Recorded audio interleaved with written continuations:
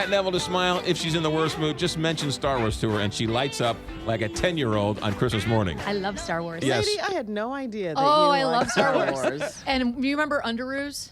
Yes. So when I was a Yes. kid, I Yes. had the R2-D2 Underoos. Oh. Really? Yes. Underoos are fun to wear. Yes. Something super new in In underwear. underwear. There we go. No, I love myself some Star Wars. May the 4th be with you. Yes, Do May you have the a 4th. favorite Star Wars episode? Oh, the first one. The first the one. The real one. The real one. The real Star Wars. All right, fair enough. All right, Cat Neville with Feast Magazine. Let's get right to it. A couple of restaurants. Before we do, did I tell you Yes. I went to Russell's? Yeah, you did last week. Yeah. And you loved it. Oh, my goodness. It was fantastic. Oh, the food's great. Yeah, it was really But you good. didn't get dessert. I did so not get you dessert, have to right. go back. Okay, good. Fair enough. All right, let's get right to it. What are a couple restaurants you have for us?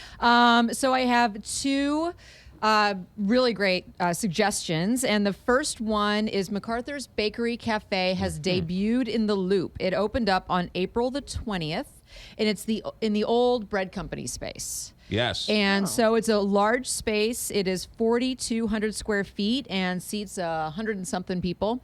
And this is actually the fourth location. In the same building as Commerce Bank right there. Yes. Yes. That's right. And Right so the there. address is 6630 Delmar. Okay. And so they have their signature pastries and danishes and cookies and muffins and cakes and all this kind of stuff. And they also have a nice savory menu. They have debuted a few new sandwiches. One is called the Dagwood, and it's like roast beef and pork and salami and, and 3 pieces of pumpernickel bread and all this kind of stuff. So they have a few new things on the menu, including their now house-making bagels. Which is very cool. Yeah. And they have a demonstration kitchen in this new location, which has the same kind of a rustic vibe as the Kirkwood spot. And so you can actually, through a viewing window, watch these folks like decorate cakes Awesome. and do all this kind of I stuff. always so like being able to see Yeah. the Yep. staff Yeah. see the magic. create. Yeah. Exactly. And it's just really, it's interesting to me to watch this kind of storied and very well-loved St. Louis staple essentially kind of like evolve into this Yeah. new So now thing. there's 4, did you say? There are 4. There's 4. Yes. MacArthur's Bakery right there on Delmar. Take the trolley right up to the Loop. There you go. And 6630 Delmar, right where Commerce Bank is. And there used to be a trolley car right in that parking lot right there. Yeah, exactly Yeah, right. so it's right there. It's right up there. All right, good. What's number 2? Number 2 is a brand new menu at Element, and Element is a beautiful restaurant. It is in Lafayette Square at 1419 Carroll. So it's the one where you have to like go into the Yes. elevator and And you then up. walk past the guys that are doing the rock climbing. Yes, and you that's go right. upstairs. It's a beautiful, beautiful And they restaurant. have a great outdoor area too. Exactly right. So on days like today, when the weather is just beautiful and perfectly spring, it's a great spot to go. But their dining room, which has a massive open kitchen, is on one level, and then they have this beautiful bar on a second level, and then, like you said, the patio.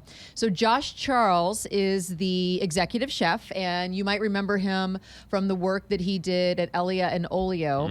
And so he has been at Element for a while now. And so he just debuted his new menu, and it's very globally inspired. They do have a lot of small plates, kind of meant for sharing. And there's also a new bar manager, cocktail manager in place, and his name is Caleb. And he is doing an entire series of drinks that are inspired by and named for music and theater venues like the Sheldon and the Fox and stuff like that. So the Sheldon, for example, has dark rum, Aperol, yellow chartreuse, lemon and orange. So a really nice kind of sweet tart kind of a dish, or sorry, a drink. And so Josh's menu, like I mentioned, it's very global. And so like he has burrata with strawberry and honey and mint. He has gnocchi with short ribs and olives, and it was like the short ribs are braised in tomatoes. He also has like a duck fat brownie on the menu. And it's chilled asparagus soup. Duck fat brownie. Yeah. That's interesting. Well, yeah. Well, think about it, like duck fat fries. I mean, you have to put a fat element into these different things. So when when you introduce like a savory, more like a richer fat to it, Yeah. good stuff. All right. And so it's a really interesting menu, and he's going to be changing things seasonally. Between 25 and 50% of the menu will change up. And Josh is a very, very talented chef. So having him helm the kitchen there, he's really doing really fun stuff. And so you should definitely check it out. All right, Element, 1419 Carroll Street in Lafayette Square. Did I read where a couple of St. Louisans got nominated for a James Beard Award? Yes, I actually just got back from the James Beard Awards last night. Mm-hmm. It was the Kevins, as we affectionately refer to them. It's Kevin Nashin of Sydney Street and Peacemaker, and Kevin Willman, of course, of Farmhouse. And so they made the short list, and neither one of them walked away with the win. It's outrageous. Recount. Well, I mean, it's a humongous honor. They were robbed. Well, it's a huge honor just to be nominated, and that is really the truth. I mean, And didn't these he are win the last best. year, Kevin Ashen? No, Gerard Kraft that's won right. last year. And Yes. so Gerard was there at the event, and he was serving. So this year, rather than being in a tux and everything, he and his wonderful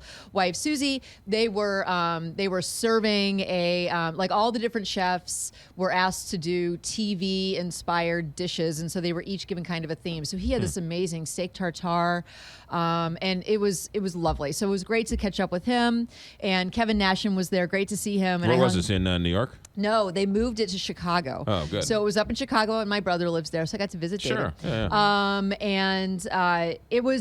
It's an amazing event. And it was elbow to elbow people, and it was just the best of the best in the culinary world. So when you go there, do you sit in a chair and everyone sort of comes by and bows down to you, or how does that work exactly? So it is an award ceremony that lasts for about 3 hours. And Yes. so you sit in an auditorium, essentially, it was at the Lyric Opera. Okay.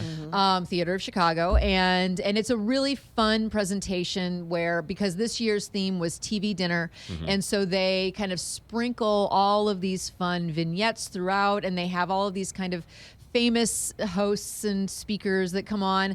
My favorite are the American classics. So what they do is they choose these different, because the people who are being nominated and for these awards and winning these awards are kind of at the very forefront. But they're also, the James Beard Foundation is really very interested in celebrating the classics, like the people who really are just making it happen every day. So there were a number of long-standing family-run restaurants that were also recognized as along with kind of the sexy guys or whatever. So classic TV dinners. Did anybody serve a tin of like blueberry soggy pie? No. Streusel or whatever it is. Yeah, whatever that crumb. stuff was. Salisbury steak? Anybody give a Salisbury steak? That always Right tasted next so to your tinny. Chicken. Yeah, not good. Not How good. was that ever? How did that ever? Whoever bought that stuff? Well, I mean, the whole idea mid-century, was convenience. Like it used to be, you had to slave away in the kitchen, and now we have these televisions, and you can just sit there and. Yeah, I mean, it seemed like a good idea at the time. Yes, it did. We have since moved on. We have since grown. come a long way. That's when America was great. We're going to try and make America great again and go back to TV dinners. All right, Feast TV, Feast Magazine. Yes. What do we need to know? This Friday, Taste and Toast. It is our annual wine tasting. Yes. And so we have like 15, 20, we have a ton of wineries and a bunch of great restaurants, Muddled Pig, Cello, Beastcraft Barbecue, all of these really great places. And it's going to be an amazing, Urban Chestnut is doing the beer. It's going to be an amazing night. DJ Billy Brown is spinning. So you guys had better be there, Kelly. It is it is a great night. I will Kelly be there. goes to bed too early. I will be there with I'm going to bells really on. try to make it. Feastmagazine.com for all the information. What time does it start and where is it? VIP starts at 6 and it's 7 to 10, Majorette and Maplewood. Ladies and gentlemen, Kat Neville from Feast Magazine. Have a good week. Thank you. 848.